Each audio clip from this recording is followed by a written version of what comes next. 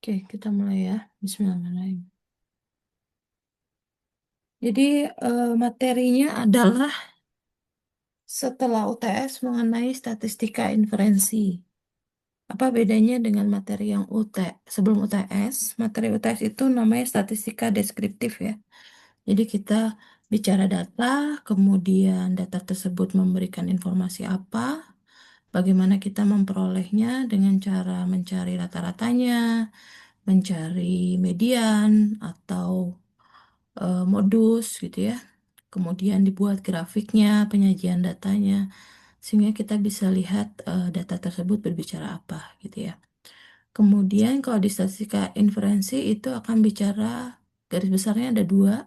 Yang pertama adalah tentang hipotesis, yang kedua tentang peramalan atau regresi. Nah, kaitannya apa? Kalau di statistika deskriptif, kita memperhatikan satu sampel, gitu ya. Kemudian sampel tersebut ingin kita perluas ke sampel yang lain. Contohnya misalkan data posyandu di sebuah kelurahan, gitu ya. Kelurahan A, kemudian kita ingin memperluas ke kelurahan B, tanpa harus mengambil data lagi. Nah, itu namanya kita membuat sebuah hipotesis, gitu ya. Dengan data A, dengan asumsi data A itu misalkan dari 4 kelurahan, data A penduduknya yang paling banyak gitu ya misalkan. Sehingga saya cukup ngambil di penduduk yang paling banyak ini di kelurahan A. Kemudian saya ingin data tersebut berbicara juga untuk mewakili kelurahan B, C, dan D misalkan seperti itu. Ya, tanpa harus mengambil data kembali.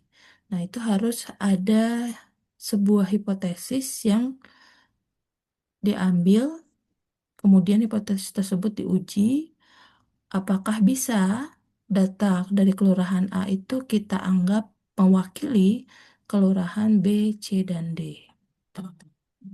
Nanti setelah itu baru kita bisa membuat sebuah prediksi gitu ya. Oh, ternyata dari 4 kelurahan ini hipotesisnya masuk, menyerupai datanya. Sehingga kita coba perluas, bagaimana kalau bicara lebih besar dari itu, prediksinya seperti apa gitu ya. Nah, itu namanya di statistika inferensi. Oke, yang pertama dulu terkait dengan bagaimana hipotesis gitu ya. Apa itu tuh hipotesis? Oke, pendahuluannya pertama kita harus tahu apa bedanya sampel dan populasi. Oke, sampel dan populasi itu hmm, kalau sampel kan kita bicaranya hanya skup kecil ya, tapi kalau populasi kita skupnya lebih besar.